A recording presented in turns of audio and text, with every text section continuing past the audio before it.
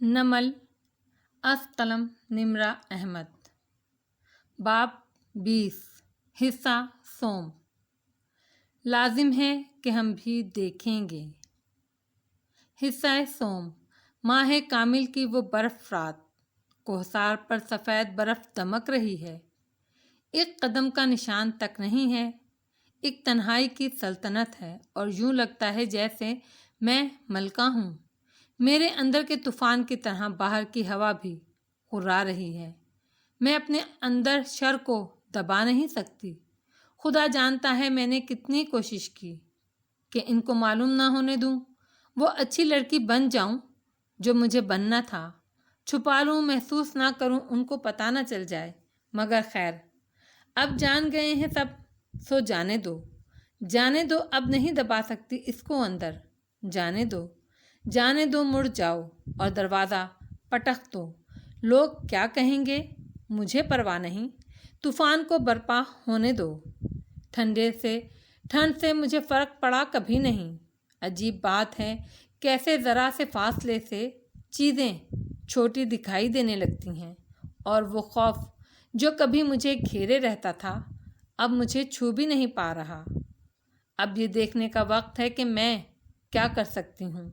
اب اپنی حدود کو آزمانا ہے اور توڑنا ہے، نہ کوئی صحیح نہ کوئی غلط، کوئی اصول نہیں میرے لیے، میں ہوں آزاد۔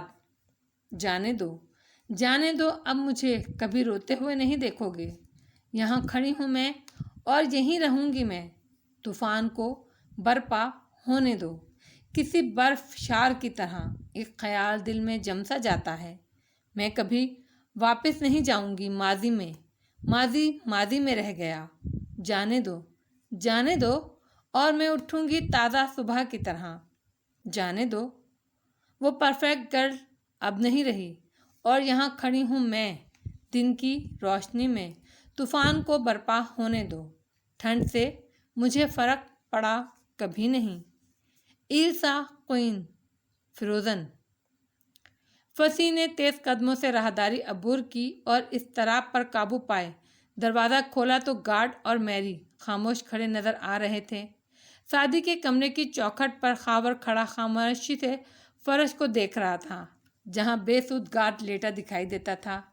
اس کی آنکھیں کسی نے بند نہیں کی تھیں، وہ ہنوز شوق کے عالم میں کھلی ہوئی تھیں۔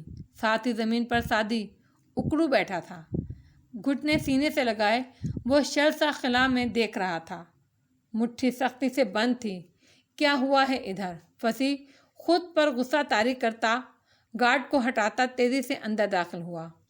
لاش کے قریب جوتے رکے، وہ کھانا اندر لے کر گیا۔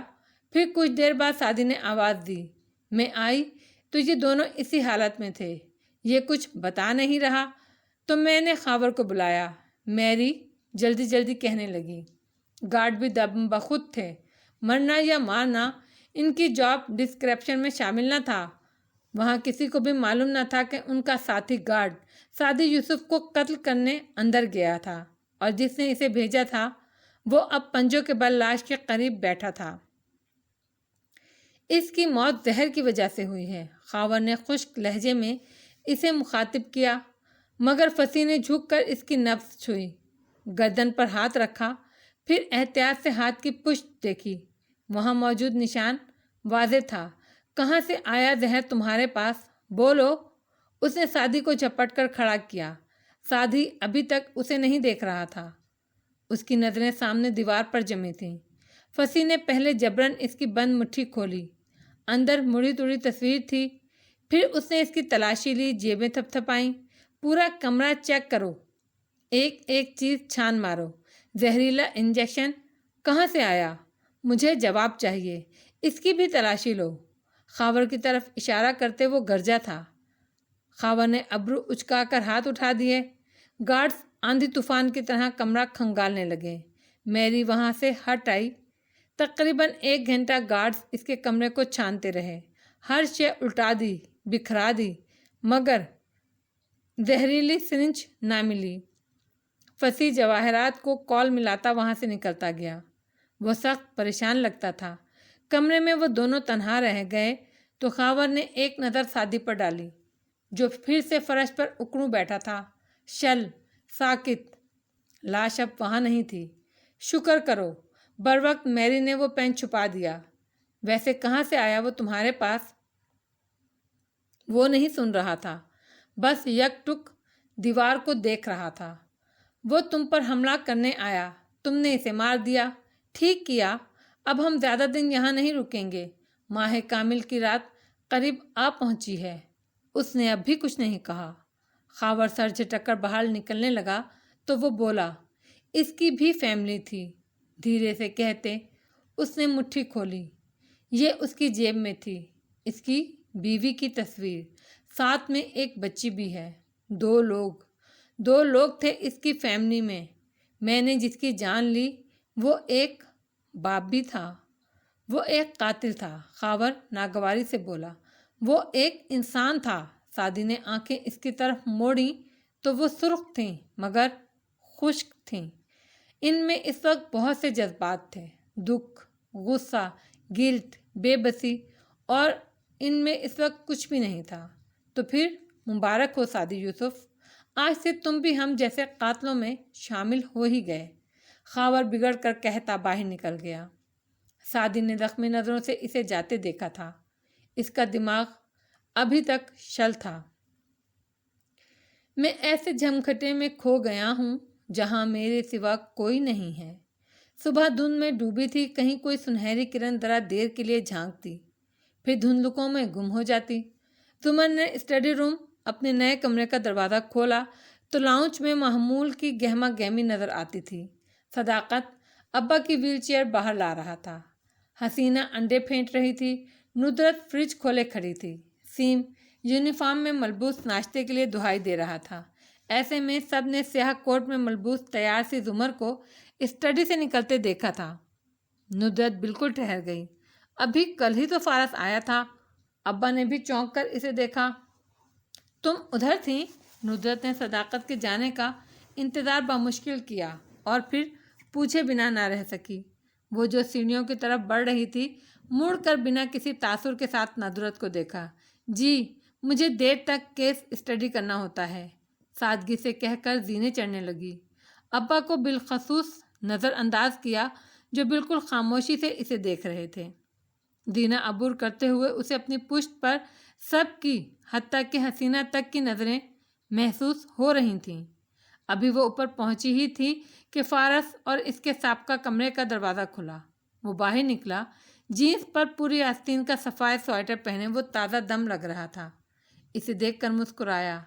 السلام علیکم، ایسے مسکرا کر بولا کہ وہ نہ چاہتے ہوئے بھی مسکرا دی۔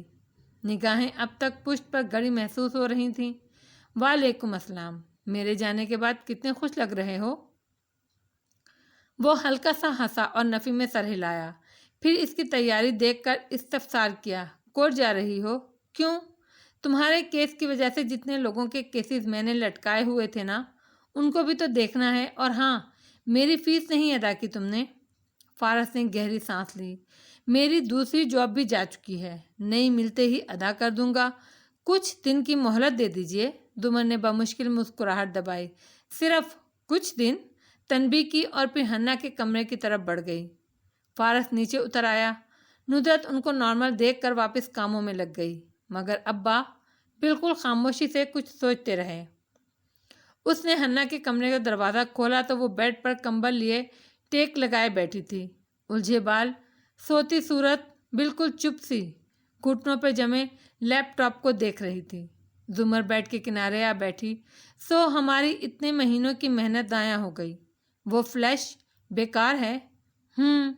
وہ غیر معمولی سی چپ تھی۔ ہمیں فارس کو بتا دینا چاہیے۔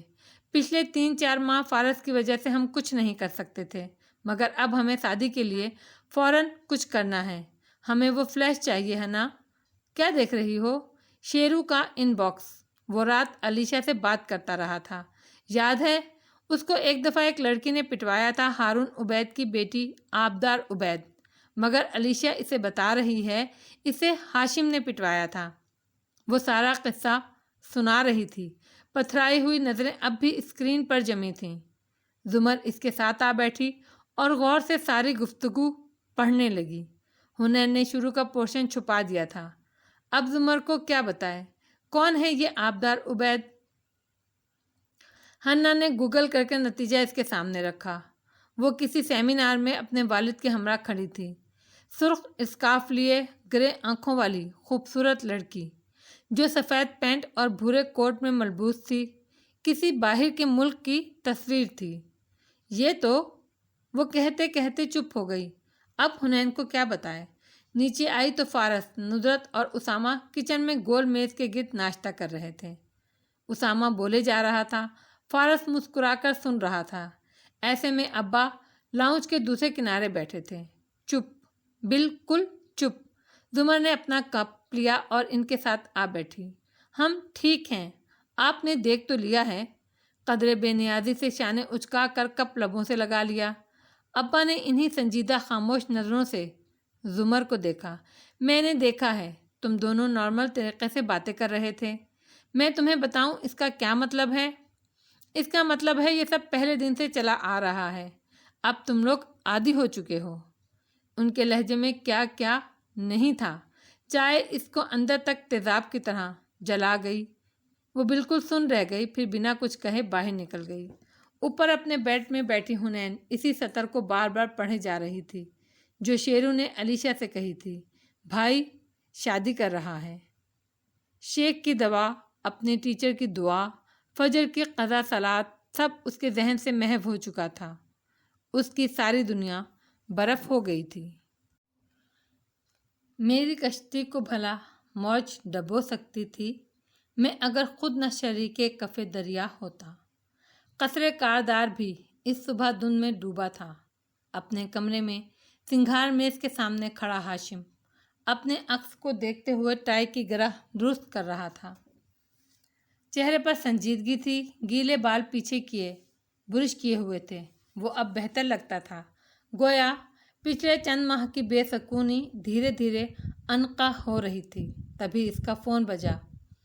इसने सिंगार मेज पर रखे मोबाइल का स्पीकर ऑन किया और कफ लिंक्स उठाते हुए बोला, हाँ बोलो फसी। सर, रात में आपका फ़ोन ऑफ था, मैं बता नहीं सका। सादी ने एक गार्ड को कत्ल कर दिया है। कफ लिंक को कफ पर नथी करती इसकी उंगलियां ठहर गईं। लम्हा भर के बाद वो मुंजमद हो गया। कत्ल? गार्ड इसके कमरे में गया और कुछ देर बाद इसकी वहाँ से लाश मिली। जहर के इंजेक्शन से मारा गया है उसे। कैसा इंजेक्शन? वो चौंका। हमने बहुत ढूंढा मगर इंजेक्शन नहीं मिला। इसके पास से कुछ भी नहीं मिला। फसी, मेरी बात कान खोल कर सुनो। वो बोला तो आंखों में गुस्सा और चेहरे पर सख्ती दर आई थी। अगर मुझे कभी ये इल्म हुआ कि तुम खावर या सादी को मेरे खिलाफ किसी भी तरह इस्तेमाल करना चाहते हो तो मैं तुम्हारा जो साथ करूँगा वो तुम्हारी 7 नस्लें याद रखेंगी। सर, हम खुद शॉक्ड हैं कि इंजेक्शन। ओह शट अप, बेवकूफ़ समझ रखा है तुमने मुझे। वो गुर्राया। जहर तुम लोगों के अलावा कौन दे सकता है उसे? सर, आप यकीन कीजिए, मैं सादी यूसुफ कभी किसी को कत्ल नहीं कर सकता। मुझे क्या मालूम उसने ऐसा अपने बचाव में किया है या तुम अपने किए गए कत्ल उस पर डाल रहे हो। कल रात से पहले मुझे वो इंजेक्शन चाहिए वरना मैं तुम सबको ज़मीन में गाड़ दूंगा। फ़ोन बंद किया तो उसका मूड सख्त ख़राब था। स्टैंड से उठाकर कोट पहना और आईने में खुद को देखते परफ्यूम गर्दन पर छिड़का। तभी दरवाज़ा बिना किसी दस्तक के खुला। हाशिम ने नागवारी से चौखट को देखा। वहाँ नौशेरवां खड़ा था, शबख्वाबी की टी शर्ट में मलबूस। वो सुर्ख आंखों से इसे देखता चंद कदम अंदर आया। मैं इस वक्त बात करने के मूड में नहीं हूँ शेरू। वो मुड़कर ख़राब मिजाज से कहता टाइप इन टाइप पर लगाने लगा। वो कौन था? वो इतनी अजीब आवाज़ में गुर्राया कि हाशिम ने गर्दन मोड़कर उसे देखा। माथे पर सलबीटें पड़ी।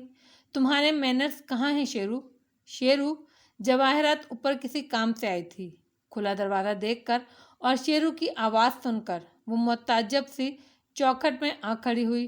वो लड़का जिसने मुझे यूनिवर्सिटी में पीटा था, वो कौन था? हाशिम के अब्रू भिजे। तासुरात में कोई तब्दीली नहीं आई, सिर्फ टाइप इन को जोड़ती उंगलियां سختی سے بھینچ لی۔ تم نے مجھے کبھی ایسے کسی لڑکے کے بارے میں بتایا نہیں، مگر آپ جانتے تھے۔ وہ چلایا۔ آپ نے اسے بھیجا تھا مجھے مارنے، کیونکہ میں نے آپ کی آبدار کو کالز کی تھیں۔ وہ سنتی رہی، پھر تکان سے مسکرائی۔ شیرو، تمہیں کس نے کہا یہ؟ جواہرات محتاط انداز میں کہتی اس کے قریب آئی۔ نوشیروان نے پلٹ کر صدمے اور دکھ سے اسے دیکھا۔ آپ بھی جانتی تھیں، آپ بھی اس میں شامل تھیں، اور وہ آپ کا شوہر بھی۔ نوشیروان، ہاشم گرجا۔ غصے سے آنکھیں سرخ ہوئیں۔ میرے اوپر مت چلائیں، نہیں تھا وہ میرا باپ جو ایک بیٹے کو دوسرے سے پٹوائے۔ وہ میرا باپ نہیں تھا۔ وہ حلق چلا کر پھاڑ کر چلایا۔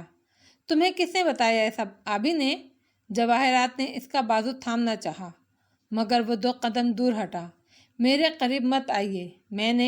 میں نے کبھی آپ کو نہیں بتایا اس لڑکے کا، کیونکہ اس نے میری توہین کی تھی۔ اس نے مجھے اندر سے توڑ کر رکھ دیا تھا، اتنے سارے لوگوں کے سامنے۔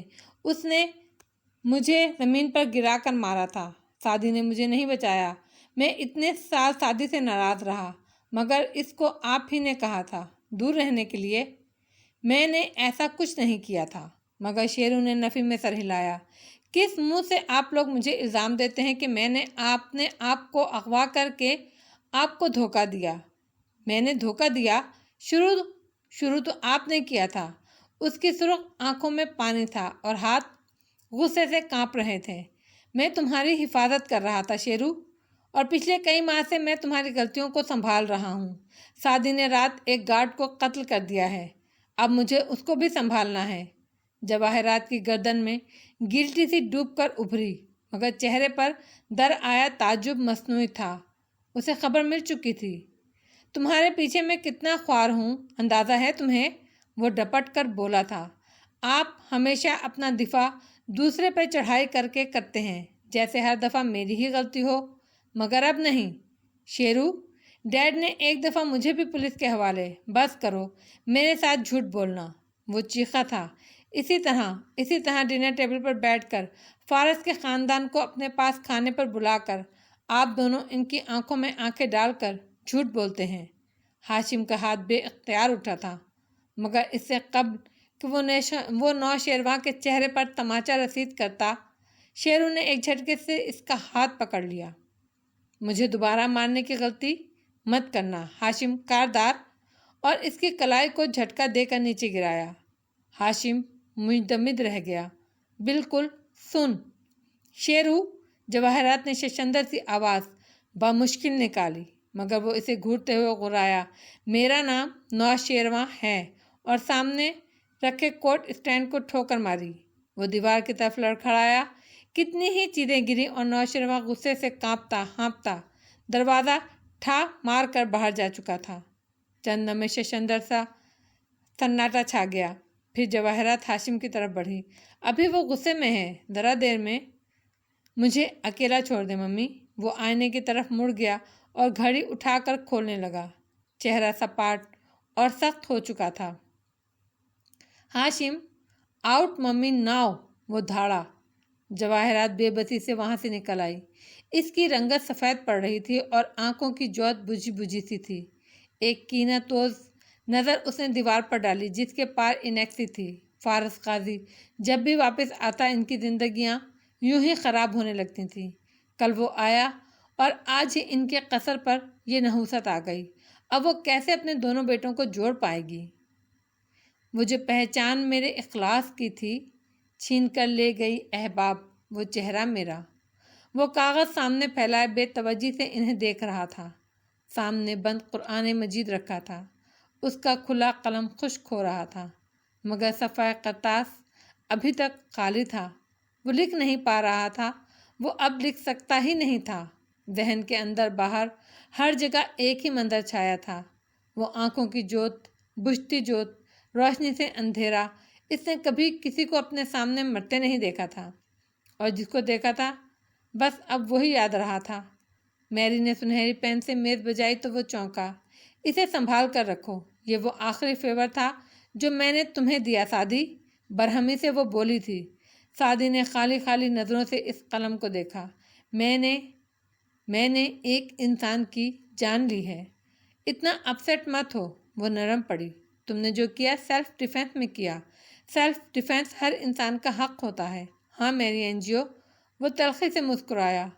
اللہ گارنٹی دیتا ہے کہ سیلف ڈیفینس میں کیے جانے والا قتل گناہ نہیں ہے۔ قانون گارنٹی دیتا ہے کہ سیلف ڈیفینس جرم نہیں ہے، مگر کوئی یہ گارنٹی نہیں دیتا کہ اس کا غم بھی نہیں ہوگا۔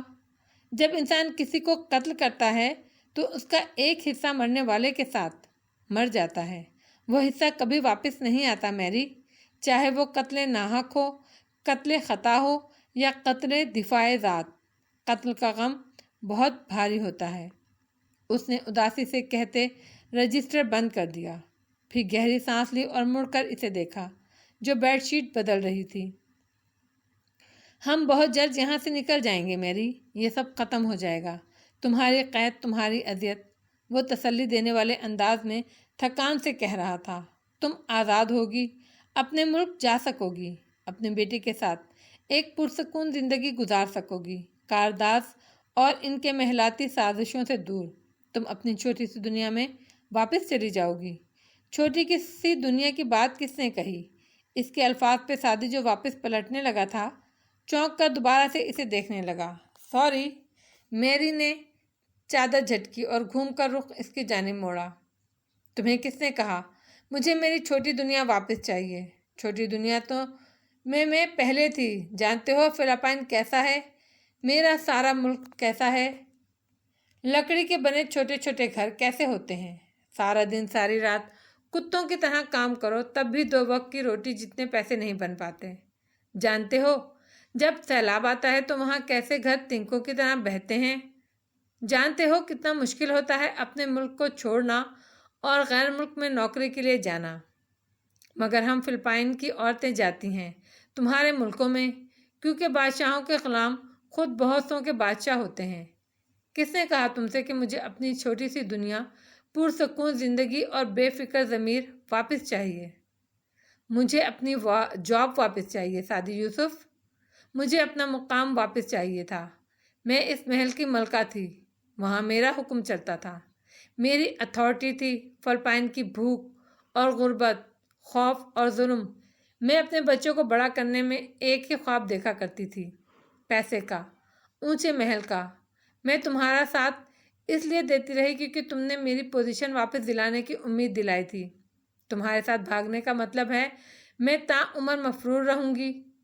بول بول کر وہ ہانپنے لگی تھی، چہرہ لال بھبوکا ہو گیا تھا، وہ آنکھوں میں پانی تھا لیے سعدی کو دیکھ رہی تھی اور سعدی انہی اداس نظروں سے اسے دیکھے گیا۔ ہم جمعرات کی رات یہاں سے بھاگ رہے ہیں۔ خاور میرے کمرے میں آئے گا اور ہم مل کر گارڈ پر حملہ کریں گے۔ اگر تم نے چلنا ہو تو بتانا۔ سنجیدہ، نپا تلا چہرہ اور 2 ٹوک سا انداز تھا اس کا۔ میری عجیب سی کیفیت میں گھری اس کو دیکھتی رہی، پھر دروازہ زور سے بند کر کے باہر نکل گئی۔ وہ فیصلہ کر چکی تھی، مجھے جو بھی دشمن جاں ملا وہی پختہ کار جفا ملا۔ نہ کسی کی ضرب غلط پڑی، نہ کسی کا تیر خطا ہوا۔ وہ گھر آئی تو انیکسی کی طرف جاتے مسز جواہرات کے گھر کے پچھلے برآمدے پہ نظر پڑی۔ جواہرات وہاں اسی سرخ اسکارف والی لڑکی کے ساتھ بیٹھی تھی۔ زمر نے ایک خاموش نظر اس پر ڈالی اور اپنے برآمدے کی سیڑھیاں چڑھنے لگی۔ دروازہ کھلا تو حنین کھڑکی کا پردہ ہٹا کر تیکھی نظروں سے باہر جھانک رہی تھی۔ زمر اس کے ساتھ آ کھڑی ہوئی۔ یہ فارس سے ملنے کورٹ آئی تھی۔ فارس نے کہا یہ اس کی گرل فرینڈ ہے۔ حنین کے ابرو بھینچے، خفگی سے باہر بیٹھی لڑکی کو دیکھا۔ I don't like her. Me too. زمر کے لبوں سے نکلا۔ Me three. اسامہ پیچھے کھڑا تھا۔ وہ دونوں پلٹیں۔ تمہیں کیا مسئلہ ہے اس سے؟ مجھے ایسے خوبصورت لڑکی نہیں پسند جو قد آور اور عمر میں مجھ سے بڑی ہو، چہک کر کہتا اندر بھاگ گیا۔ زمر اور حنین نے ایک دوسرے کو دیکھا۔ ابھی خبر لیتی ہوں میں اس کی۔ حنا دانت پیستی اس کے پیچھے لپکی۔ زمر مسکرا دی۔ سعدی، وہ کچھ سعدی کی طرح ہوتا جا رہا تھا۔ سبزہ زار کے اس طرف برآمدے میں بیٹھی آبدار نے چائے کا کپ لبوں سے لگا کر ہٹایا اور سوچتے ہوئے پوچھنے لگی، یہ کون تھی؟ یہ اورنگزیب کے بھانجے فارس کی بیوی ہے۔ आबी के दिल को कुछ हुआ मगर संभल कर बैठी रही। देखने में बस ठीक है, फारस ज़्यादा अच्छा है। हमारे घर आया था तो मैंने देखा था। पसंद की शादी थी क्या? सरसरी से पूछा। जवाहिरात ने हंसकर सर झटका। मैरिज ऑफ कन्वेंस, कागजी शादी। तलाक होने वाली है, चंद दिन का खेल है। आबी सुन रह गई मगर फिर बज़ाहिर बहुत संभलने वाले अंदाज में पूछा, क्या वाकई वो लड़की इससे नफरत करती है? इंतकाम के लिए शादी की? आए दिन झगड़े होते हैं। अब भी इसका केस इसलिए लड़ रही थी ताकि इसको फंसा सके, मगर ये राज है। आखिर में राजदारी से आवाज़ हल्की की और हंस पड़ी। ओह, इसका मतलब है कि ये शादी ख़त्म होने वाली है। अब आबदार की आंखों में खुशगवार सी हैरत चमकने लगी थी। बिल्कुल। अच्छा, तो तुम कह रही थी शेरों से तुम्हारी कोई बात नहीं हुई इस हवाले से? आबदार वो बात कुरेदने लगी जिसके लिए उसने आबी को बुलाया था, और आबी मुस्कुराते हुए बज़ाहिर सुन रही थी मगर उसका दिमाग कहीं और था, और शायद दिल भी। शादी कर लो आबी, आखिर में जवाहिरात ने कहा। उसने मुस्कुराकर कप रखा और नरमी से कहने लगी, शादी ज़िंदगी का सबसे बड़ा जुआ होता है आंटी। वहीं लगाना चाहिए जहां दिल मानता हो। तो दिल कहाँ मानता है तुम्हारा? दिल? वो फिर मुस्कुराई। इस मुस्कुराहट में खलूस भी था, सादगी और मासूमियत भी। बस कोई ऐसा जो निडर हो, बहादुर हो, जिसको आमले तन्वीम करना आता हो, जिसके लिए मैं बड़े से बड़ा खतरा लेने को तैयार हो जाऊं, बदले में सिर्फ एक कप चाय के लिए। उसका फ़िक्रा दूसरों की तकरीरों पे भारी हो। वो बोल दे तो सब सुने, वो खामोश हो जाए तो उसकी खामोशी भी बोले। फिर ज़रा मज़ीद संभल कर बोली। फिर वो मुस्कुराई। इस मुस्कुराहट में खलूस भी था, सादगी और मासूमियत भी। बस कोई ऐसा हो जो निडर हो, बहादुर हो, जिसको आमले तन्वीम को हिप्नोटाइज करना आता हो, जिसके लिए मैं बड़े से बड़ा ख़तरा लेने को तैयार हो जाऊं, बदले में सिर्फ एक कप चाय के लिए, जिसका एक फ़िक्रा दूसरों की तकरीरों पे भारी हो। वो बोले तो सब सुने, वो खामोश हो जाए तो इसकी खामोशी भी बोले। फिर ज़रा मज़ीद संभल कर बोली, और जिस दिन ऐसा कोई मिल गया तो उस पे लगा अनअवेलेबल का टैग भी अवेलेबल में बदल दूंगी। जवाहिरात को इसकी बातों ने नहीं चौंकाया था। वो ऐसी बातें किया करती थी। फिर वो उठ गई तो जवाहिरात भी अंदर चली गई। इधर पौधों से हाथ गुजारती मध्यम आवाज़ में खुद से बातें करती ईरानी लड़की दूर जा रही थी। सर्दी से इसकी नाक सुर्ख पड़ रही थी मगर सुरमई आंखों में बेपनाह खुशी भरी चमक थी। तभी वो रुकी। सामने फार्स कार से निकल रहा था। वो इसे देखकर मुस्कुराई। वो नहीं मुस्कुराया, वो मोहतात था। हेलो। वो इसके करीब आ रुकी। फारस ने सर को खम से जवाब दिया। दोपहर का वक्त था। इनेक्सी और कसर की हर खिड़की से उस पर नज़र रखी जा सकती थी। आपके ऊपर मेरा एक उधार है। चाय? उसने एक लफ्ज़ी इस्तफसार किया। जी हाँ, मिस्टर एंड मिसेस फारस गाजी मेरे और बाबा के साथ चाय पियेंगे। वक्त और जगह मैं टेक्स्ट कर दूंगी। आपके पास मेरा नंबर है? फारस कार लॉक करते हुए बोला। आपके पास मेरा है ना? मुझे टेक्स्ट करेंगे तो मैं महफूज कर लूँगी। वो मुस्कुराई थी। फारस ने कार लॉक करते सर को खम दिया। एक बुरी खबर भी थी। वो ज़रा ठहरी। उसने आपका भेजा तोहफा इस्तेमाल कर लिया है। कल रात एक गार्ड अपनी जान से गया है। ओके, फिर जल्द मुलाकात होती है चाय पे। वो साथ से निकलकर चली गई। लाउंज की खिड़की से देखती जवाहिरात ने बस सरसरी मुलाकात को अलग सलग से ज़्यादा कुछ नहीं समझा, और जुमर ने नाक सुकेड़ कर पर्दा वापस गिरा दिया। मगर एक वही था जो चाबी की होल में लगाए वहीं ठहर गया था। मुंजमद, शशंदर, पूरे जिस्म को किसी ने बर्फ़ की ढाल में डाल दिया था। सफ़ेद पड़ते चेहरे के साथ उसने बदिक्कत कार लॉक की और फिर भारी कदम उठाता इनेक्सी की तरफ बढ़ने लगा। शादी, कत्ल, उसका पूरा जिस्म सनसना उठा था। तुझ पे खुल जाती मेरी रूह की तन्हाई भी, मेरी आंखों में कभी झांक के देखा होता। करीबन 6.25 बरस कबल वो वाक़या हुआ था जब उसने अपनी ज़िंदगी की तरजीहात तय कर रखी थी, और इस लिहाज से ज़ुमर की यूनिवर्सिटी छोड़ने के साल बाद उसने नुदरत से कहा था वो ज़ुमर के लिए रिश्ता भेज दें। इन 2 सालों में मुत्तअद बार इसके जहन में ये वहमा आया कि कहीं इसके वालिदैन इसकी कहीं और शादी ना कर दें, मगर इतना तो वो जान गया था कि वो जले दूध के बुरे तजर्बे के बाद यूं ही किसी को भी अपनी बेटी नहीं दे देते। गौर करने में या हाँ करने में भी महीना लगाते, और इसकी लाइल्मी में ये सब हो जाए ये नामुमकिन था। उसे खबर मिल ही जानी थी। नुदरत इसकी दिलचस्पी का सुनकर पहले खुश हुई, फिर खामोश। वो इनकी आंखें पढ़ सकता था। वो मुताम्मिल थीं। इतने बरसों के नाखुशगवार ताल्लुकात के बाद इनको अपनी सास से उम्मीद नहीं थी कि वो इनके भाई को अपनी बेटी का हाथ थमा देंगी। खुद फारस को अगर अपने बारे में कोई खुशफहमी न थी तो कोई एहसास कमतरी भी नहीं था। गो कि इसने हमेशा ज़ुमर की इज़्ज़त की, एहतराम किया, इसे खुद से बरतर समझा, मगर इसने कभी खुद को कमतर नहीं समझा था। जिस सादा ज़िंदगी की ख्वाहिश उसे थी, इसमें इन पेचीदगियों की जगह नहीं थी। रिश्ता भिजवाने के चंद रोज़ बाद वो ऑफिस में था जब हुनैन का फ़ोन आया। उसने बताया कि ज़ुमर इससे मिलना चाहती है, कोई बात करना चाहती है, और वो यूं एक बुलावे पे चले जाने के हक़ में नहीं था, मगर इसे इनकार करना भी अच्छा नहीं लगा। वो हन्ना के घर आ गया।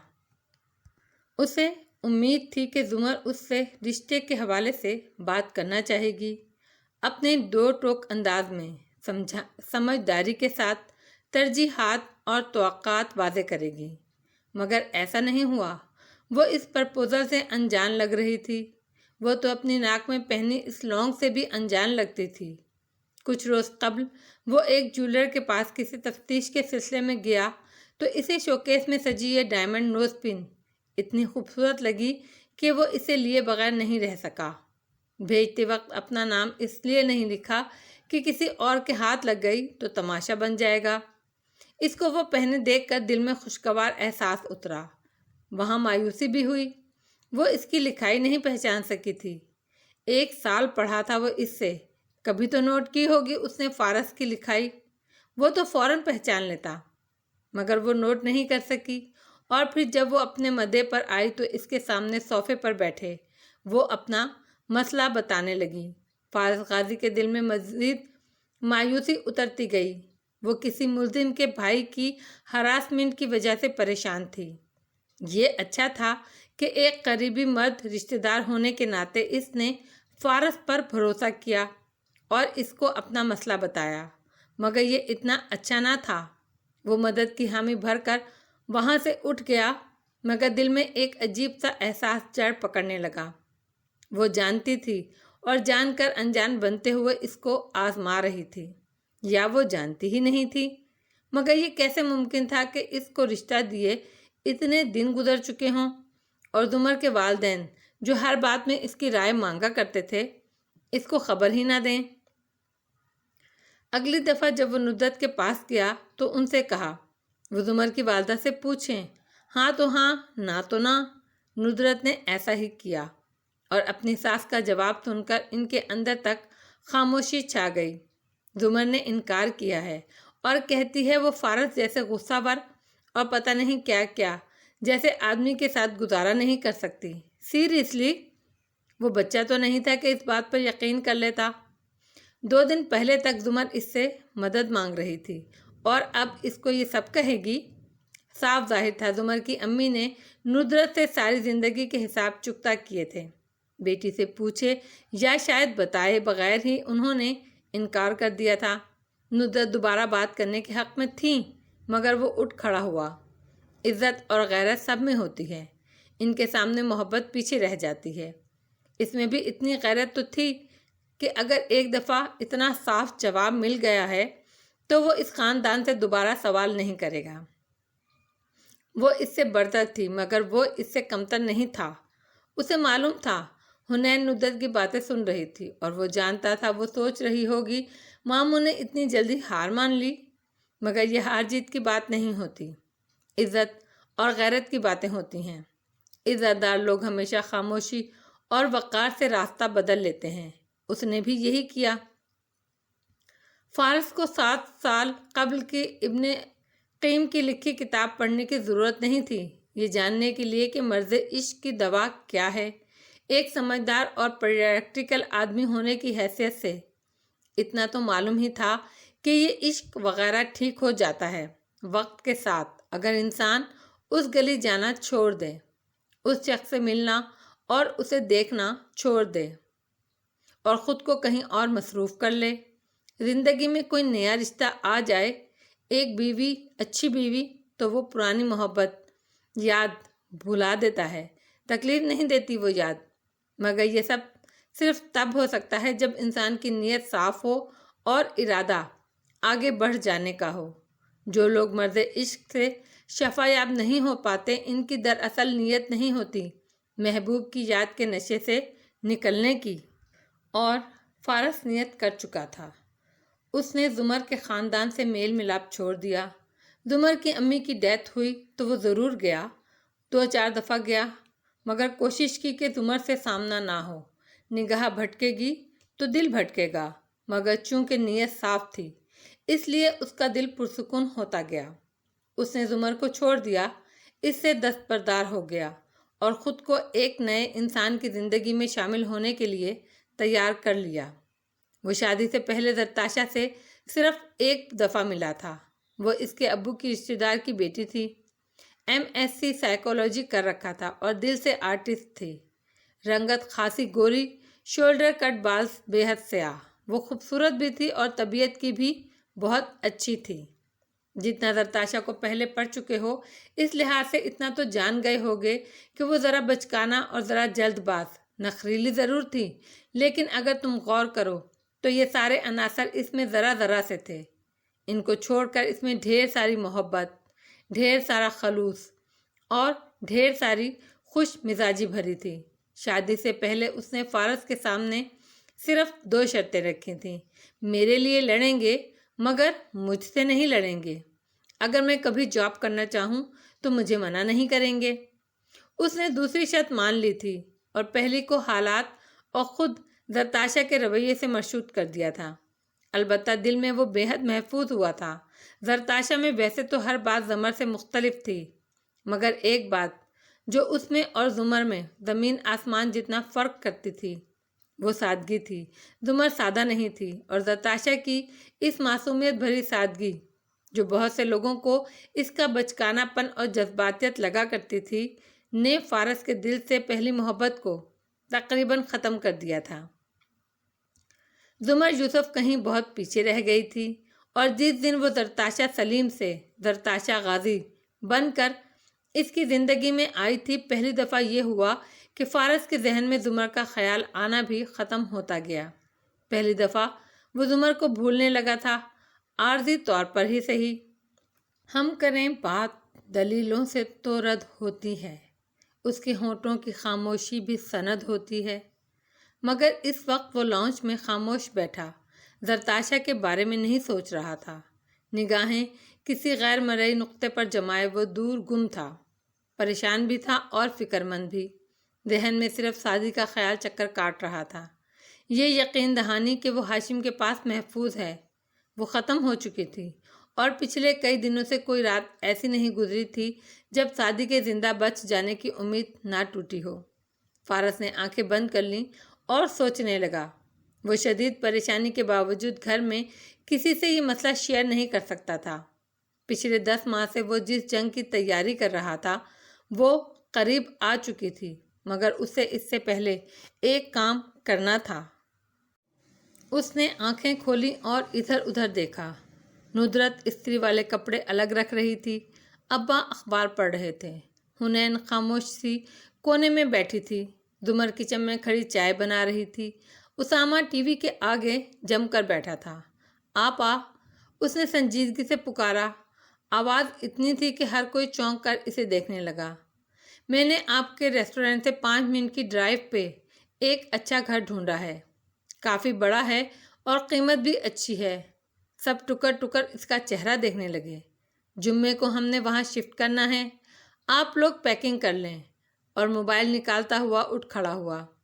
एक शशंदर सा सन्नाटा। सबने एक दूसरे को देखा। जुमर भी कुछ बोल नहीं सकी। हुनैन अलग चल। नुदरत को ही होश आया।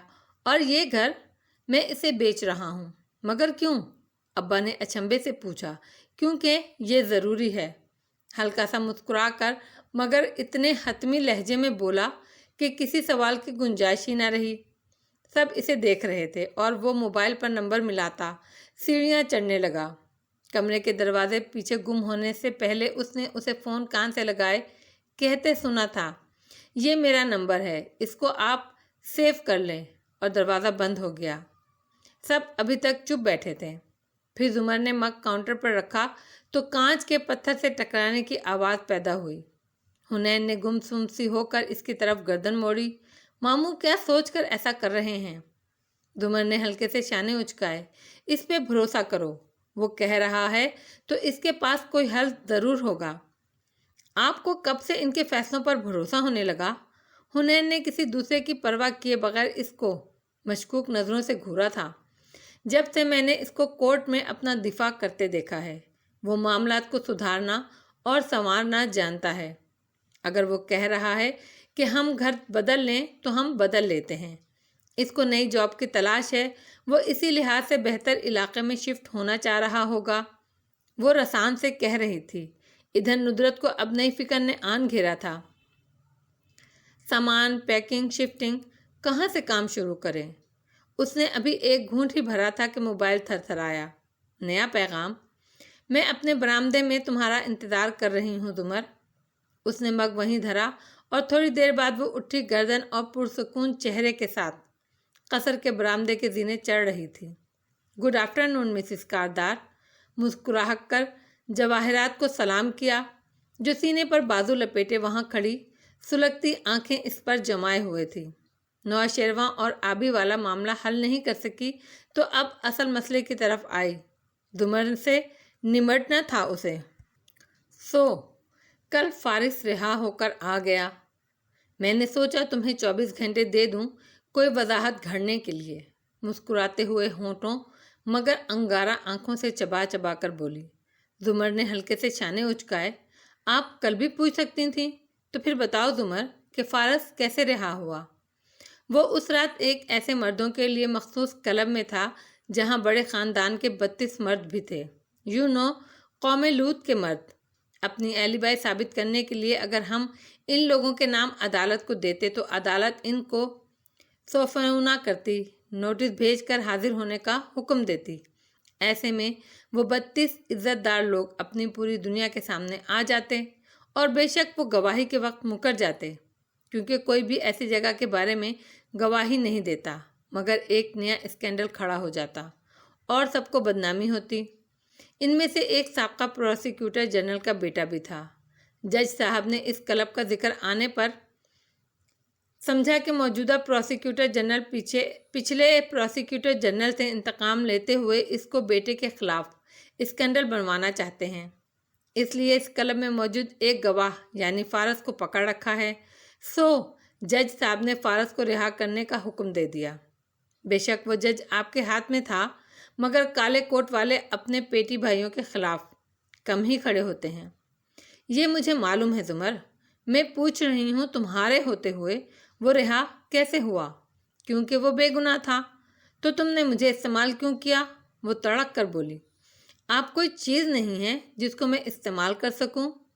मुझे कुछ अरसा कबल तक इसकी बेगुनाही का इल्म नहीं था। जब हुआ तो मैंने इसके केस को दुरुस्त सिमत में चलाया। इंसान को गम और खुशी दोनों में हक बात कहनी चाहिए। वो पुरसकून थी। How sweet. और मुझे बताने का इरादा कब था तुम्हारा? जहाँ तक मुझे याद है मैं आपकी मातहत हूँ ना मुलाजमा, जो हर बात की रिपोर्ट आपको करूँ। जवाहरात ने ज़ख्मी नज़रों से इसे देखते नफ़ी में सर हिलाया। वो बर्फ़ सी औरत कहाँ गई जो इंतकाम के लिए बेताब थी? जुमर ने चंद लम्हे आंखें सुकेड़ कर इसकी आंखों में देखा। शायद वो पिघल गई है। गलती कर रही हो तुम जुमर। तुमने इसे जेल में डाला था, वो कभी नहीं भूलेगा اور اگر تم اس کے ساتھ زندگی گزارنے کا سوچنے لگی ہو تو مجھے تمہارے ساتھ ہمدردی ہے، کیونکہ وہ 2 قدم قریب آئی اور شیرنی جیسی چمکتی آنکھوں سے اسے دیکھا، کیونکہ تم اس کو کچھ بھی نہیں دے سکتی۔ اولاد کتنی بڑی نعمت ہے، تم کبھی نہیں جان سکو گی، اور تمہارے ساتھ وہ ساری زندگی ایک محروم انسان کی طرح گزارے گا۔ زمر کے چہرے پر ایک سایہ سا گزرا، پھر وہ ہلکے سے مسکرائی، جیسے اورنگزیب کاردار نے آپ کے ساتھ گزاری تھی۔ جواہرات کا چہرہ سرخ ہوا، بے اختیار اس کا ہاتھ اٹھنے لگا، مگر اس نے مٹھی بھینچ لی۔ تم میرے کمرے کی بالکنی کو دیکھیے، وہاں فارس کھڑا ہے اور ادھر ہی دیکھ رہا ہے۔ شکر ہے کہ آپ نے ہاتھ نہیں اٹھایا، ورنہ وہ آپ کا کیا حال کرتا۔ مجھے یہ سوچ کر ہی آپ سے ہمدردی ہونے لگی ہے۔ سرخ بھبوکا چہرے کے ساتھ جواہرات نے گردن موڑی۔ وہ بیلکنی میں کھڑا آنکھوں کی پتلیاں سکیڑ کر سنجیدگی سے ادھر ہی دیکھ رہا تھا۔ امید ہے آپ آئندہ بھی میرے ساتھ ذرا احتیاط سے بات کریں گی، ورنہ میری انگلیاں بیک وقت کئی ڈوریاں کھینچ رہی ہیں۔ آپ کو اندازہ ہو گیا ہوگا۔ گڈ آفٹرنون کہہ کر وہ مڑی اور تیز تیز زینے اترتی گئی۔ جواہرات لمبے لمبے سانس لیتی، غصے میں بل کھاتی وہیں کھڑی رہی۔ منزل کو نہ پہچانے رہے عشق کا راہی، ناداں ہی سہی ایسا بھی سادہ تو نہیں تھا۔ ہارون عبید کی رہائش گاہ پہ سر شام ہی دھند اکٹھی ہونے لگی تھی۔ یک بستہ ہڈیوں کے اندر تک گھس جانے والی ہوائیں ہر ایک کو جما رہی تھیں۔ ایسے میں داخلی دروازہ کھول کر ہارون اندر داخل ہوئے تو ہیٹر کی گرمائش سے بھرے لانگ روم میں آبی کو منتظر بیٹھے دیکھا۔ ادھر کیوں بیٹھی ہو، کوئی بات کرنی ہے؟ وہ اس کا چہرہ پڑ چکے تھے۔ صوفے پر آ کر بیٹھے اور پوچھا۔ بابا، وہ جلدی سے قریب ہوئی۔ سرخ اسکارف سر پر لپیٹ کر گردن کے پیچھے اکٹھا کر کے ڈالا تھا اور ملائی جیسے چہرے پر تذبذب تھا۔ آپ میرے لیے کچھ کر سکتے ہیں؟ ہارون نے گہری سانس لی اور موبائل نکالتے ہوئے بولے۔ کہا، پھر اینک ناک پر جما کر اسکرین پر انگلی پھیرتے مس کال دیکھنے لگے۔ فارس قاضی، میں نے اسے چائے پر بلایا ہے، بیوی کے ساتھ۔ وہ میرا مشکور تھا کہ میں اس کے لیے ایک دفعہ تھانے گئی۔ میں نے سوچا اس بہانے آپ کی بھی اس سے ملاقات ہو جائے گی۔ انہوں نے خفگی سے اسے دیکھا۔ تم ہاشم اور فارس قاضی کے سارے مسئلوں کو جانتی ہو، ایسے میں کیا ضرورت تھی ان سب کی؟ بابا، اس طرح زیادہ اچھا ہے نا، اس کا شک کبھی بھی آپ پہ نہیں جائے گا۔ مجھے اس کے شک کی پرواہ ہے بھی نہیں۔ خیر، تم نے جانا ہو تو چلی جانا، میں مصروف ہوں۔ آپ ایک دفعہ اس سے مل کر تو دیکھیے۔ میں اس جیسے کسی انسان سے آج تک نہیں ملی بابا۔ اس نے ملتجی انداز میں ان کے ہاتھ تھامے۔ میں مصروف ہوں آبدار، تم چلی جانا، اور اگر بلانا تھا تو ڈنر پہ بلاتی، صرف چائے کیوں؟ نہیں بابا، وہ زبان کا پابند ہے۔ چائے کی بات ہوئی تھی سو چائے ہی پینی ہے۔ خیر، آپ سوچ لیں، میں اس کو جمعے کی شام کو مدعو کر رہی ہوں۔ وہ پورے چاند کی رات ہوگی اور ایک خوبصورت رات۔ جلدی جلدی جوش سے کہہ کر وہ اندر کو بھاگی۔ آج اس کے پاس توجہ بڑھ جانے کے شکوے تھے، نہ وقت کی کمی کی شکایتیں۔ آج وہ خوش لگتی تھی، معصوم اور پرجوش۔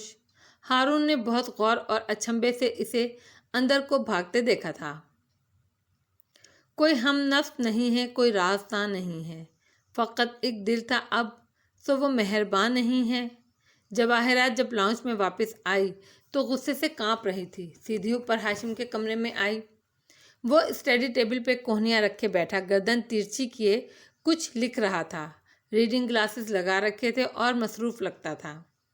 اس 2 ٹکے کی لڑکی نے میری اتنی بےعزتی کی ہے کہ دیکھ چکا ہوں۔ میری بالکنی سے آپ کا پچھلا برآمدہ نظر آتا ہے۔ وہ گردن کو جنبش دیے بغیر لکھتا رہا۔ جواہرات جل کر کوئلہ ہو گئی، اور تم بیٹھے دیکھتے رہے۔ وہ مجھے فارس کے نام سے دھمکا رہی تھی اور تم؟ وہ غصے سے لرز گئیں۔ آپ کو اسے کنفرٹ نہیں کرنا چاہیے تھا۔ میں نے کبھی فارس سے دشمنی ظاہر نہیں کی۔ یوں وہ ہم پر شک کرے گی اور میں یہ نہیں چاہتا۔ میرا دل چاہ رہا ہے میں اس کو شوٹ کر دوں اور تم کہتے ہو کہ اف ممی۔ اس نے اکتا کر گردن موڑی اور بیزاری سے لال بھبوکا چہرے والی ماں کو دیکھا۔ ہم مزید کوئی قتل نہیں کرنے لگے، اب موو آن کرنے کا وقت ہے۔ 2 دفعہ جیل جا کر اسے بھی سبق مل چکا ہے اور میں بھی اب اپنی زندگی کو ایک مثبت رخ دینا چاہتا ہوں۔ اور مڑ کر پھر لکھنے لگا۔ جواہرات اب کے چونکی اور پھر قریب آئی۔ کیا کر رہے ہو تم؟ غصہ کم ہوا، تفتیش سی درائی۔ ہاشم کے کاندھے کے پیچھے سے جھانکا تو وہ چیک بک پر سائن کر رہا تھا۔ جمعے کو ہم نے سری لنکا میں ہونا ہے پریڈ کے لیے۔ میں اس سے پہلے ایک کینسر ہسپتال کے نام کچھ چیکس لکھ رہا ہوں اور کچھ اورنگزیب کاردار کے مدرسے کے لیے۔ وہ چیک لکھ لکھ کر الگ کر رہا تھا۔ جواہرات کی آنکھیں تعجب اور بے یقینی سے پھیلیں۔ ایک دم سے اتنا سب کچھ کرنے کی کیا ضرورت ہے؟ مجھے یہ کر کر خوشی ملتی ہے ممی۔ جب آپ نے مجھے لوگوں کو قتل کرنے سے نہیں روکا تو ان کو بچانے سے بھی نہ روکیے۔ وہ بالکل ماں کی طرف سے بے نیاز تھا۔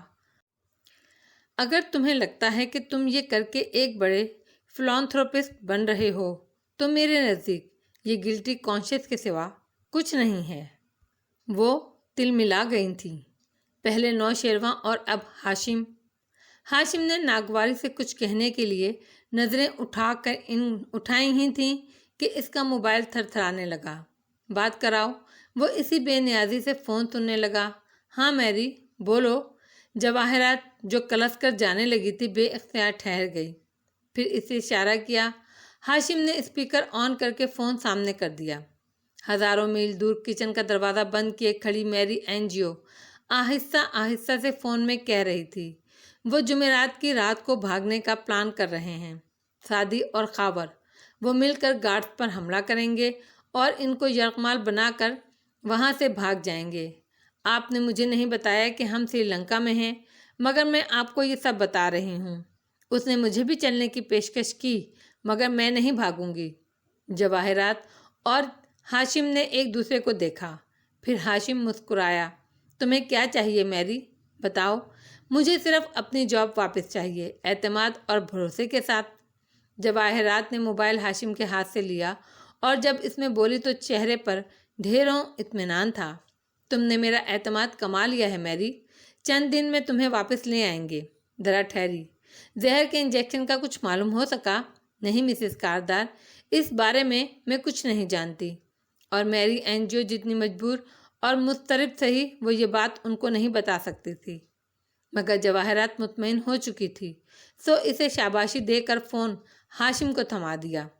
تم خاموشی سے ان پر نظر رکھو میری، باقی میں سنبھال لوں گا۔ کہتے ہوئے وہ اٹھ کھڑا ہوا۔ جواہرات چونکی۔ کدھر؟ ہارون عبید سے دو ٹوک بات کرنے کا وقت ہے، وہ سختی سے بولا۔ جواہرات کا عارضی اطمینان عنقا ہونے لگا مگر پھر جی کڑا کر بولی، شیور، ہم ساتھ جائیں گے، میں تیار ہو لوں، اور باہر نکل گئی۔ اس کا ذہن تیزی سے جمع تفریق کرنے لگا تھا۔ کچھ نہ کہنے سے بھی چھن جاتا ہے اعزاز سخن، ظلم سہنے سے بھی ظالم کی مدد ہوتی ہے۔ جواہرات کے پاس سے آنے کے بعد سے زمر ندرت کے کمرے میں کھڑکی کے پاس کرسی ڈالے چپ چاپ بیٹھی تھی۔ جو کہہ آئی تھی وہ تو جواہرات نے سن لیا مگر جو خود اس نے سہا وہ الگ داستان ہوئی۔ ہنا اس کے ساتھ نیچے کارپیٹ پر بیٹھ گئی اور لیپ ٹاپ گود میں رکھے اس فلیش کو لگائے پھر سے کوشش کرنے لگی۔ گاہے بگاہے نظریں اٹھا کر اس کو بھی دیکھ لیتی۔ آپ اپسٹ ہیں؟ پتہ نہیں۔ وہ بیزار تھی، بیٹھی لب کاٹ رہی تھی۔ کوئی مسئلہ ہے تو فارس قاضی ساتھ والے کمرے میں ہیں، ان کے پاس یقیناً حل موجود ہوگا۔ Shut up. خفگی سے رخ بھی موڑ لیا۔ ہنا مسکراہٹ دبائے اسکرین کو دیکھنے لگی۔ اچھا سنیں۔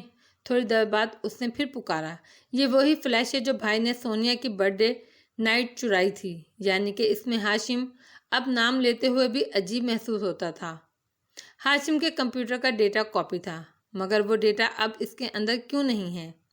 اس کی جگہ بھائی نے اس کے اندر فروزن کیوں ڈال رکھی ہے؟ اگر ڈیٹا اندر نہیں ہے تو یہ وہ فلیش نہیں ہے، اور اگر یہ وہ فلیش نہیں ہے تو خاور کے اسٹائل کی انکرپشن کیوں؟ اف۔ مگر زمر اٹھ کھڑی ہوئی تھی۔ کھڑکی کا پردہ ذرا سا سرکا کر وہ دور نیچے دیکھ رہی تھی۔ حنین بھی پیچھے کو گھومی۔ وہاں جواہرات اور ہاشم زینہ اتر کر سبزہ زار پر کھڑی کار کی طرف بڑھتے دکھائی دے رہے تھے۔ ہنا نے فوراً ہی رخ موڑ لیا۔ وہ دونوں کہیں جانے کے لیے تیار لگتے تھے۔ दूसरी तरफ से नौशेरवां आता दिखाई दिया। हाशिम इसे नज़रअंदाज करके आगे बढ़ गया, जबकि जवाहरात इसे बेबसी से देखकर हाशिम के साथ हो ली। दुमर की आंखें छोटी हुईं। जब अलीशा ने नौशेरवां को बताया कि हाशिम ने इसे पिटवाया था तो इसने आगे से क्या कहा, कुछ नहीं। तब से अलीशा को मैसेज नहीं किया इसने। लूज़र के दिल पर बहुत ज़ोर से लगी है। वो हल्का सा हंसी, अंदर कुछ टूटा था। वो गुफ्तगू सिर्फ शेरू के दिल पर तो ज़ोर से नहीं लगी थी, मगर फिर हर ख्याल जहन से झटक कर जुमर को देखा। आप इतनी जर्द क्यों लग रही हैं? मुझे क्यों लगता है कि दिन ब दिन आपकी सेहत बिगड़ रही है। कोई वहम सा था उसे। जुमर संजीदगी से इसके साथ कुर्सी खींच कर बैठी। इसे किसी को तो बताना था, मगर हस्बे तवक्को अगले 10 मिनट इसको शॉक्ड और परेशान सी हन्ना को ये तसल्ली देने में लगे कि वो ठीक हो जाएगी, और ये कि फारस ने डोनर ढूंढ लिया है। कौन है डोनर? हन्ना ने बेताबी से पूछा। उसने नहीं बताया। मुझे डोनेट करने वाले लोग जाने क्यों खुफिया रहना पसंद करते हैं। शाने उचका कर रह गई। हन्ना एकदम चौंकी। क्या पता मामू खुद। जुमर, ओह प्लीज़ फजूल बातें नहीं करो। वो बेजार हुई, मगर हन्ना सारा गम भूल कर एकदम पुरजोश हो गई थी। हो सकता है वो खुद डोनर हो। वो आपको बहुत पसंद करते हैं। नामुमकिन, वो ऐसा नहीं कर सकता। जुमर ने नाक से मक्खी उड़ाई थी। क्यों नहीं कर सकते? वो बहुत अच्छे हैं और इनका दिल इतना बड़ा है कि उसका ब्लड ग्रुप ए पॉजिटिव है और मैं ओ नेगेटिव हूँ। वो मुझे कभी डोनेट नहीं कर सकता हुनैन। उसने बड़े रसान से हुनैन की बढ़ती जज्बातियत को रोका और वो एकदम झाग की तरह बैठ गई। ओह!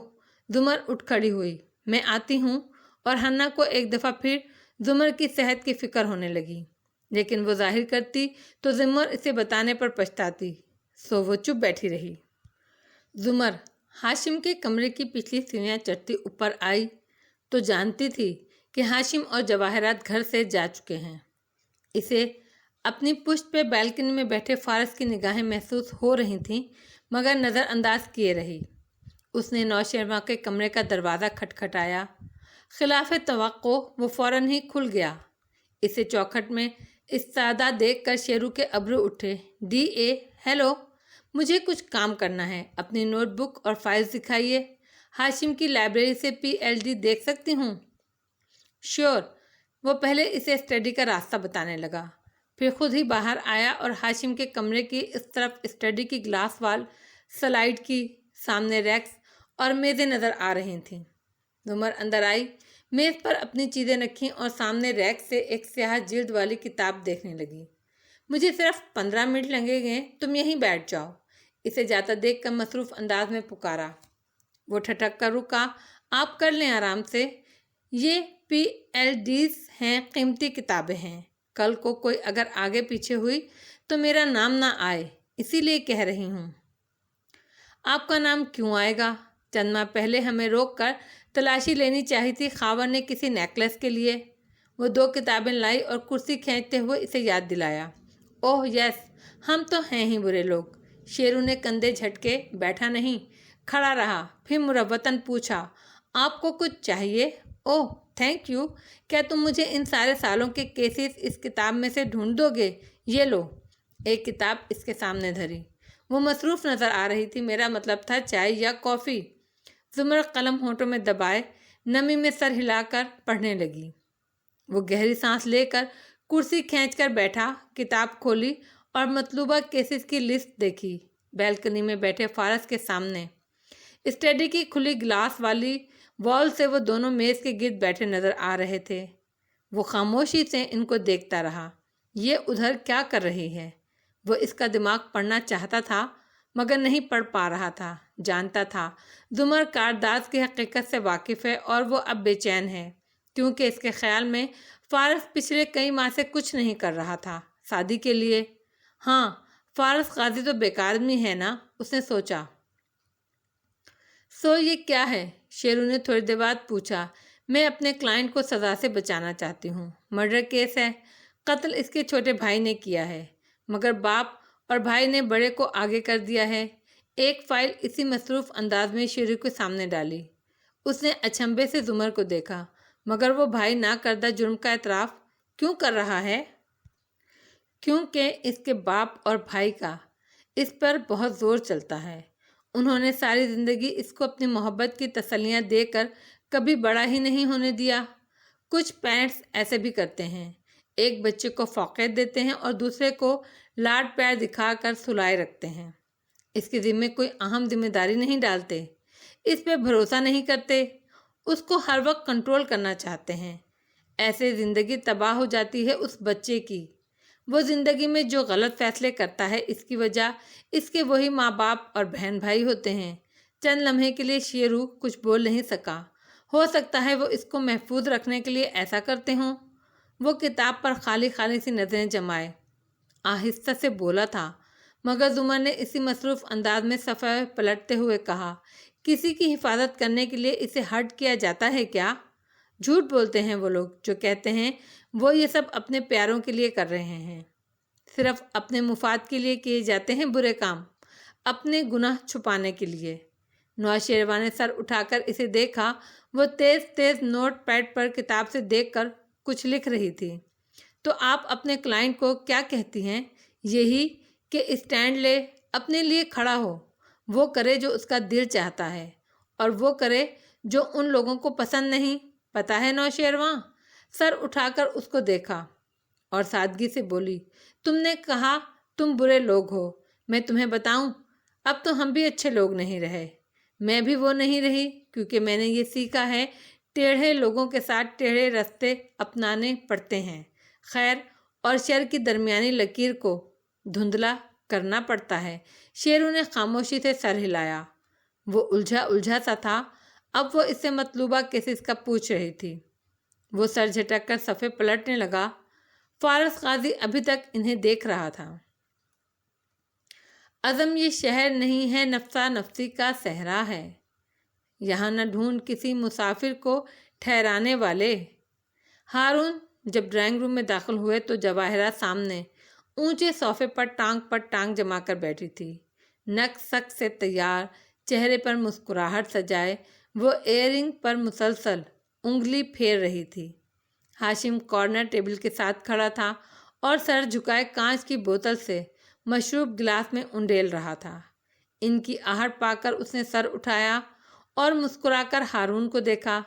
شام بخیر، اور واپس گلاس میں مایا انڈیلنے لگا۔ بنا اطلاع کے دو کارداز کی آمد انسان کی شام کو بخیر نہیں رہنے دیتی۔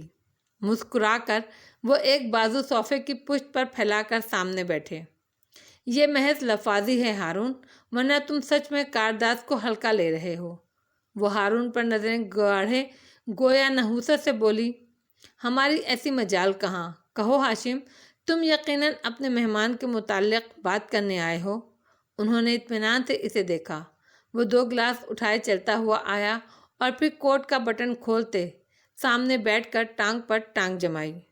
میں اپنے مہمان کے بارے میں بات کرنے نہیں آیا، میں تمہارے گارڈ کے بارے میں بات کرنے آیا ہوں۔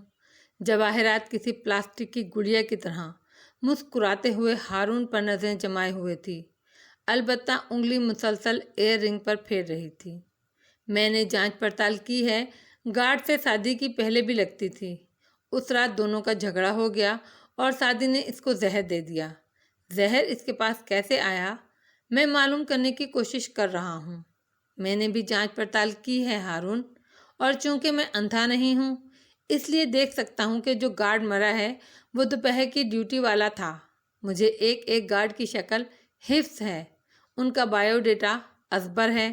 دوپہر کی ڈیوٹی والا گارڈ رات کو ادھر کیا کر رہا تھا، یہ ایک معمہ ہے، اور اس معمے کے بارے میں دو ممکنہ باتیں ہو سکتی ہیں۔ وہ بہت سکون سے کہہ رہا تھا۔ ہارون لب بھینچے سنجیدگی سے اسے سن رہے تھے۔ یا تو تم نہیں جانتے کہ اس کے ساتھ کیا ہوا، کیسے ہوا؟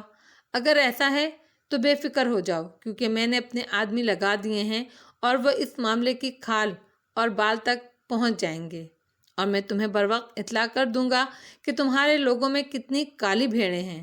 دوسری بات یہ ہو سکتی ہے کہ تم ہر بات سے واقف ہو، تم نے ہی میرے مہمان کو مارنے کی کوشش کی ہے، اور اگر ایسا ہے تو تمہیں فکر کرنے کی ضرورت ہے، کیونکہ جس دن مجھے یہ علم ہوا کہ تم جانتے تھے اور تم نے مجھے دھوکہ دیا ہے، تو اس دن میں تمہارے ہر معاملے کو سنبھال لوں گا، ایک ایک لفظ پر زور دیا۔ ایک دوست کے گھر جا کر اس کو دھمکانا بالکل بھی مہذب نہیں ہے ہاشم۔ اوہ نہیں، اس نے مسکرا کر ناک سے مکھی اڑائی۔ میں دھمکانے تو نہیں آیا، میں تو اطلاع دینے آیا تھا۔ ہارون بھی چونکے اور جواہرات نے بھی بے اختیار گردن موڑ کر ہاشم کو دیکھا۔ کیسی اطلاع؟ میں اپنے قیدیوں کو شفٹ کر رہا ہوں۔ تمہارا سیف ہاؤس اب مجھے نہیں چاہیے، وہ وہاں غیر محفوظ ہیں۔ اگر تمہیں مجھ پر اتنا بھی بھروسہ نہیں تھا تو تمہیں ان کو میرے پاس رکھنا ہی نہیں چاہیے تھا۔ وہ بھی ٹھنڈے لہجے میں بولا۔ ہم اعتبار کی وجہ سے ایک ساتھ کبھی بھی نہیں تھے، مفاد کی وجہ سے تھے۔ جس وقت وہ ختم ہوا میں تمہیں پہچانوں گا بھی نہیں۔ کوٹ کا بٹن بند کرتا وہ اٹھ کھڑا ہوا۔ میں جمعے کو کولمبو میں ہوں گا، اپنی نگرانی میں اپنے قیدیوں کو وہاں سے لے جاؤں گا۔ تم بھول جاؤ کہ میں نے کبھی ان کو تمہارے حوالے کیا تھا۔ ہاشم درست کہہ رہا ہے، وہ بھی اس کے ساتھ اٹھتے ہوئے بولی۔ اس کا ذہن تیزی سے لکیریں ملانے لگا تھا۔ ہم اپنے قیدی لے جا رہے ہیں کیونکہ تم ان کی حفاظت نہیں کر سکے۔ تم اپنے عملے کی کالی بھیڑیں تلاش کرو ہارون، یا ہم خود تلاش کر کے تمہیں آگاہ کر دیں گے۔ اور ہارون نے ہلکا سا مسکرا کر ان دونوں ماں بیٹے کو دیکھا جو مضبوطی سے ایک دوسرے کے ساتھ کھڑے تھے۔ جواہرات کی آنکھوں میں صاف میں تمہاری ناکامی کو کور کر رہی ہوں ہارون والے تاثرات پنہاں تھے۔ ہارون ہلکا سا سر جھٹک کر اٹھے۔ تم مجھ سے پہلے سارے جواب تلاش کر لو گے ہاشم، میں انتظار کروں گا۔ وہ دونوں دروازے کی طرف بڑھے تو ہارون نے جھک کر گلاس اٹھاتے ہوئے کہا، افسوس کہ تم جمعے کو یہاں نہیں ہوگے۔ فارس قاضی کی فیملی کو میں نے چائے پر مدعو کیا ہے۔ میں بھی تو دیکھوں کون ہے یہ فارس قاضی، مصروف سے انداز میں کہہ کر انہوں نے گلاس لبوں سے لگایا۔ وہ جو اتنی دیر ٹھنڈے مسکراتے چہرے کے ساتھ بیٹھا رہا تھا، اس حلق کو کڑوا کر دینے والے ذکر پر ابرو تن گئے۔ جواہرات بھی چونکی تھی، مگر ابھی کچھ پوچھنا بیکار تھا۔ وہ تیز تیز باہر نکل گئے۔